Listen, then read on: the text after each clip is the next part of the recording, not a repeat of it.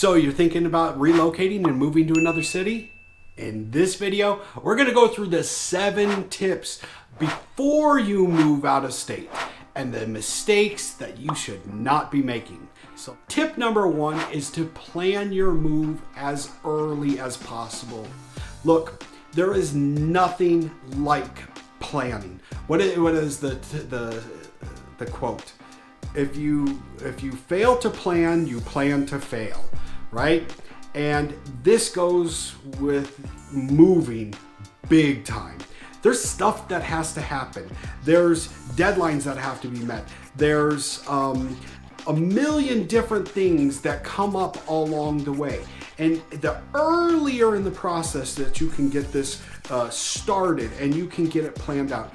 Look, I know some things are really silly. You think, oh, U-Haul, let's say you're gonna move your stuff via U-Haul. U-Haul's always got trucks.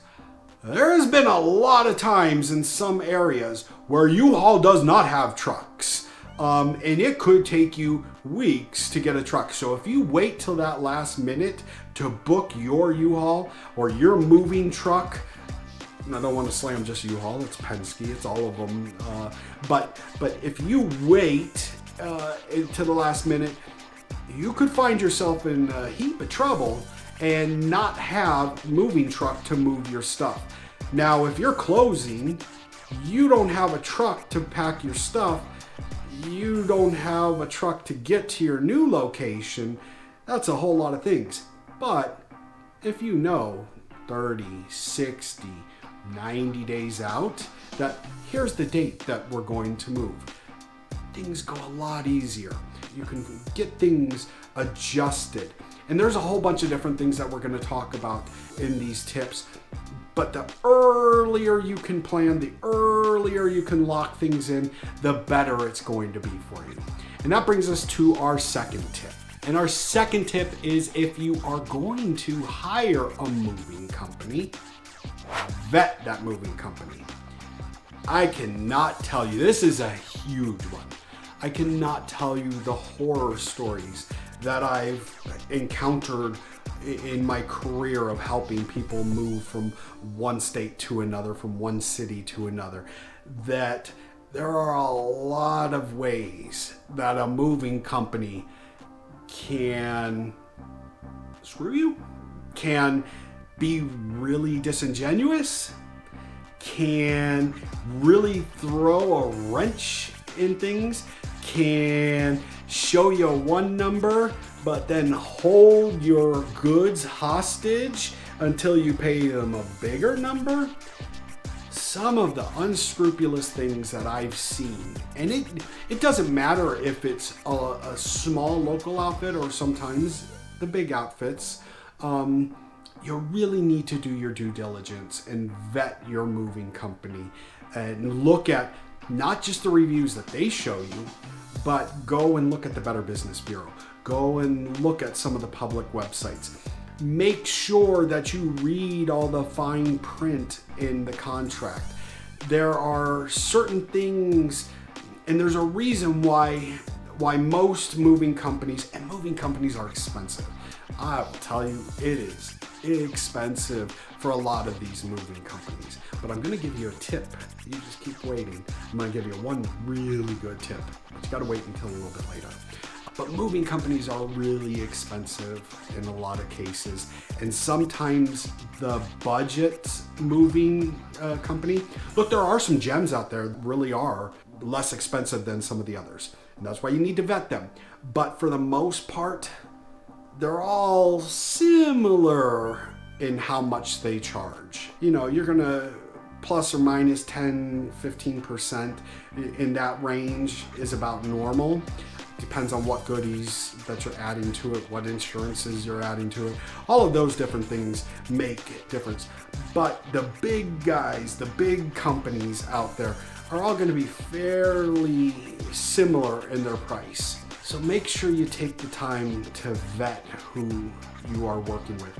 And this goes whether or not you have a relocation package and your company is paying for this for your movers, or if you're paying for it out of pocket. you still want to make sure that when they say they're going to be there, they're going to be there. When they say they're going to deliver your stuff, they're going to deliver your stuff, and they're not going to come up with a, oh, well, we only used half the truck. We had to wait till we got the other half loaded with somebody else's move before we got to you. And now you're stuck at your new house with nothing, waiting 2 weeks, 3 weeks. Let me tell you a story. Some clients that were moving from here, Las Vegas, to Florida. They got a great relocation package. They got money. So it wasn't so much a cost issue, but it was how much of that money do I want to spend on a mover?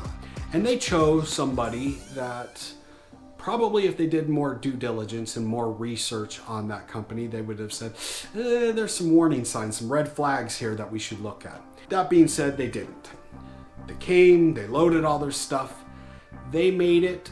The movers were supposed to be there, and I think it was 4 or 5 days. Okay, so pretty quick turnaround.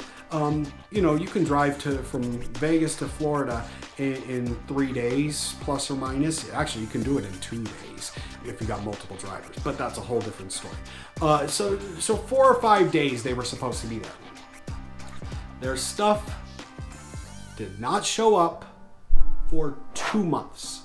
They were in their brand new house, super excited, with a house and nothing else. They had to go and buy all temporary bedding. They had to buy temporary clothing. They had to buy temporary dishes. They had to buy everything temporary. It was like a camping trip in this. The house that they bought was over $1 million, but there was nothing in the house, so it was just a bunch of walls until they had to go out and buy all the stuff. It was like a camping trip in $1 million house. They didn't have anything to keep them going. So those are some of the things you need to think about and make sure you vet your mover well. Okay, so for our next tip, and that is the use of temporary storage. Now, I'm not talking about the storage centers that you see in your local neighborhood where you're going to long-term store some stuff. I'm talking about things like pods. U-Haul has their own version now. A lot of different companies are out there now that have temporary storage of your stuff. Now, they're good for a couple of different things. One is that if you don't know where you're going and you don't know when you're going to get there, it can be a fantastic, but you know where you're going, it can be a fantastic solution, okay? So you go and you can hire somebody to load a pod for you, and then they can hold it for you until you get into your permanent place. Let's say you close on your house on the 30th of the month, but your other house that you're moving to across the country isn't going to be ready until 6 weeks from now, right? Because things happen. You may not have been able to secure your contract. The people that you're moving into, that you bought the house from, they may not be able to move out. So you have a 6-week gap. What do you do with your stuff? You closed on your house. You got rid of your house. You have nowhere to store your stuff. That's where somewhere like a pods comes in handy. Not only that, but they will move and take it from location A, let's say California, and they will drive it and bring it to you in Texas, in Florida, in Oklahoma, in Las Vegas. And so it's kind of a hybrid of moving and holding and storage all in one. Again, a little bit pricey, but it can be a great solution depending on the circumstance. The next tip is one of my favorites, okay? And it's probably because I have an 8-year-old and a wife, and we like to buy a lot of things, and we use them, and then they get stuck in the garage and never used again. And I go, shoot, where did all that money go? Oh yeah, Anyway, so sorry, I'm going off on a little tangent here. But look, a house is a place to store your stuff. Sometimes you get more stuff than you need. And there's a time that you need to divest yourself of some of that stuff. And that time to divest yourself of stuff that you no longer need is not When you get to your new house, it's before you get to your new house. So, get rid of the stuff that you don't need to bring with you. First of all, a couple of things. You don't have to pay to move it. You don't have to wrap it. You don't have to pack it. In fact, a lot of these things, there's Facebook Marketplace, there's Craigslist, there's yard sales. You could make some of the money back on those things and use that to pay to move for the stuff that you really want to move to the new house. Get rid of your stuff before you move to the new house. Don't bring it with you and then make the decision. Make the decision as you're packing it. Pack, no pack. Pack, no pack. You can sell it. You can give it away to charity. You can put it in a trash can. You can do a million different things with it, but don't bring it with you. Look, let me tell you a story about me. When I came back from law school in Boston, okay, so I had an apartment in Boston that I lived in, and I had this big desk and couches and all of this stuff that was okay stuff, but some of it was heavy, some of it was big, some of it was bulky. I paid way more to move that stuff from Boston back to where I went in California at the time. I paid way more to move that stuff across the country than I did for the stuff itself. Didn't make any sense, but it was my stuff, right? It's my stuff. Get rid of the stuff and buy new stuff somewhere else. So that's that tip. Tip number 5 is how to stage the timing of the close of your house if you're selling your house now and versus the closing on your next house and what you need to plan for during that time. Look, it's very unlikely and not recommended. I'll tell you, please don't do this. Don't try and close on a house in one state one day and another state on the same day. Give yourself a buffer. There's a couple of different reasons why. First of all, if you're using that money for the rest of that you're getting from the sale of your house as your down payment on your new house, right? You need a little bit of time for the wires to come into one. It takes, it should come in that same day, but depending on what time you close, it could come in later and it could come in the next day. And if you give yourself a buffer there, right, and you have a couple of days, now the money can come in, you can get your deposit to the next one. The other thing is, closings don't always go smoothly. We say we're going to close on the 30th. You know what? Sometimes stuff happens, and it's no fault of the sellers, it's no fault of the buyers. Stuff happens. It goes back to tip number 1, prepare in advance, right? Prepare early. You just need to give yourself a little bit of room there. Some places, depending on where you move, look, at my home base here in Vegas, it doesn't matter where you live. You can live anywhere in the country, anywhere in the world. We will send a mobile notary. You can go to the consulate if you're in a foreign country or the embassy, and you can get the documents all signed there. Some states are around the table states, or they need you in person there.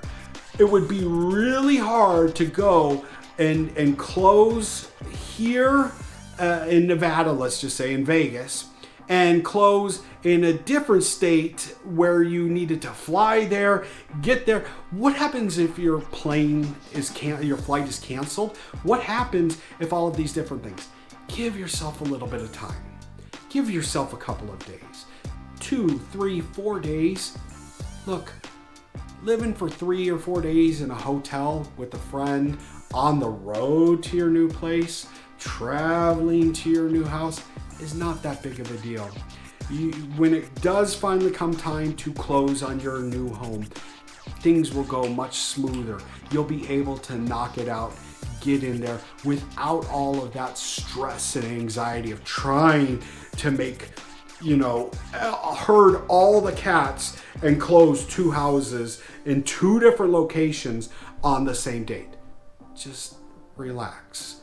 Give yourself some time. Make that part of your preparation and thought going into it. It just is very difficult. It's like a trifecta. It's tough to come in the right way. Tip number 6 is have your utilities set up in advance. I will tell you, one of my moves forgot to have the water, it was the gas turned on at my new house that I was moving into. Got there, okay, the gas isn't on, the hot water doesn't work, the stove doesn't work. Call up the gas company, okay, not a problem, I can get this taken care of. 2 weeks before they could come and turn on the gas in the house. Do you know what 2 weeks of, this was in the middle of December, that 2 weeks of freezing cold showers is like in September or December? It's not the most pleasant thing in the world. So get your utilities knocked out. For those of you that work from home, get your internet providers taken care of, scheduled, so that when you move in, you're ready to have your internet, your TV turned on right when you walk in the door, because there is nothing worse than having to wait for, 3 days, 5 days, 10 days. Get this all wrapped up before. Again, all goes back to tip number 1, prepare early, right? We're like good soldiers here, we prepare. Don't know who the provider is? No problem. Let me tell you, you work with us. We have a concierge in every city, in every location in the country that helps guide you. You make one phone call, all of this is taken care of. You don't have to think about who to call, what to do. They get it all listed out for you. We provide how to do it streamlined, efficient, and you can get all this done as soon as you go under contract. You know your closing date. Man, I would get on with our utility concierge so that when you walk in, when you close, man, your lights are on, your gas is working, your stove is on, your hot water is on, your computer, your internet is going, and you can just sit back, watch them deliver your couch, put on that TV and watch the ball game. Nothing like it. Get your utilities set up before you get there. And finally, I say finally, I got a bonus for you after this. But finally, let's get to the number 7 tip. And man, this one has to do with when you're packing. When you're packing, one thing I learned a long time ago, have a parts box.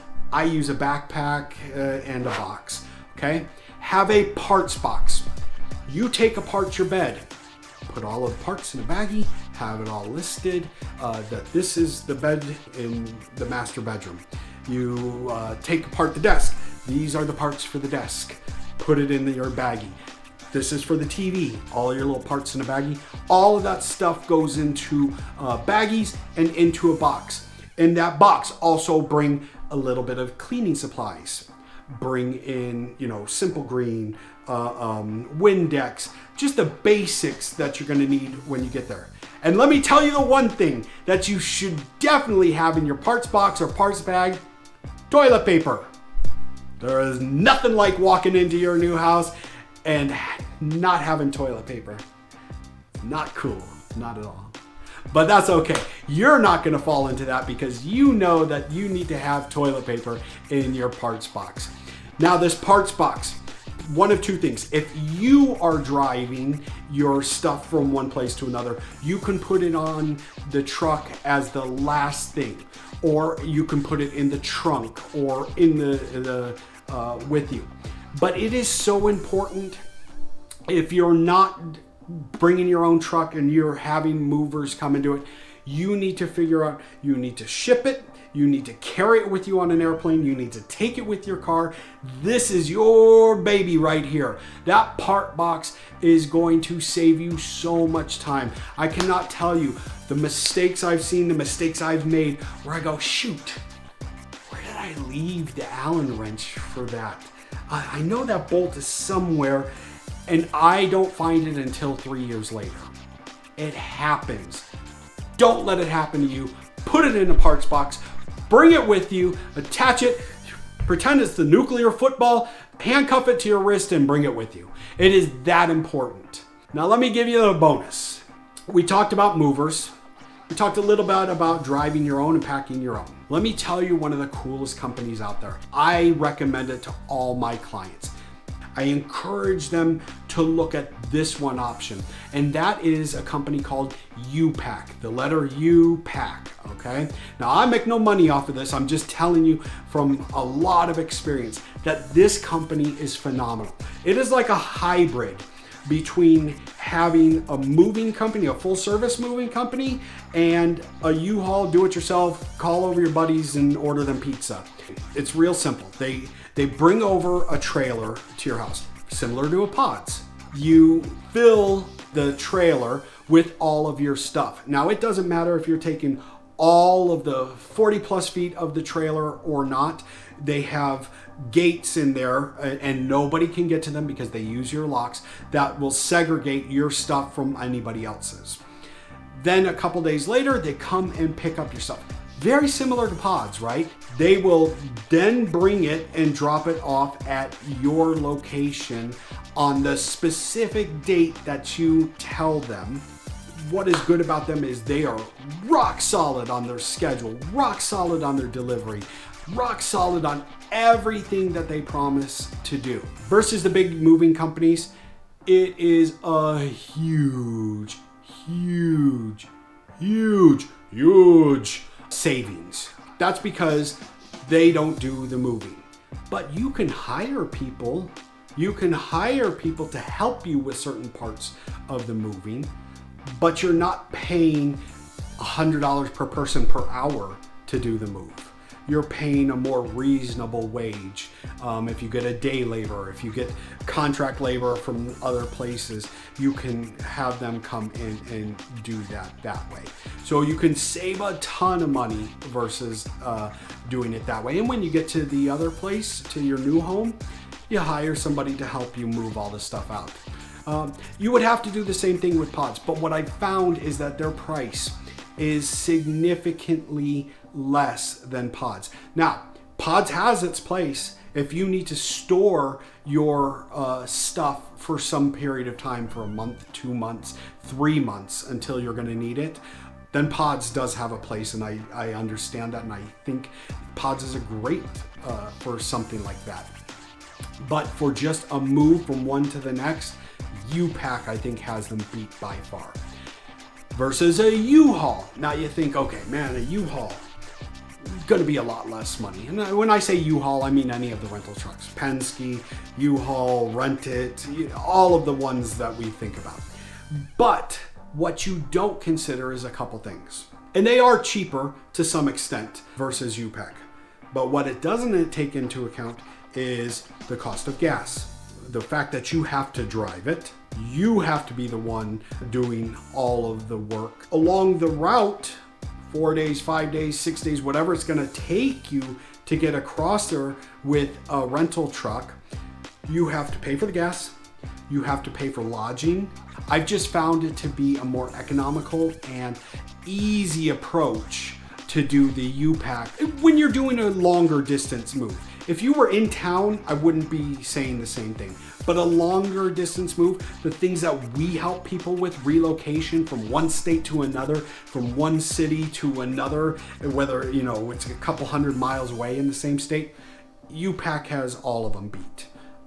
So that's my bonus tip for you. So if this makes sense to you and what I'm saying is resonating with you and you're looking to make a move and relocate from one state to another, one city to another in the next 9 to 90 days, my team and I would love to help take the fear, anxiety, and stress out of that process for you, help you with all of the things that you need to. It's real easy, like I said at the beginning, to get a hold of us.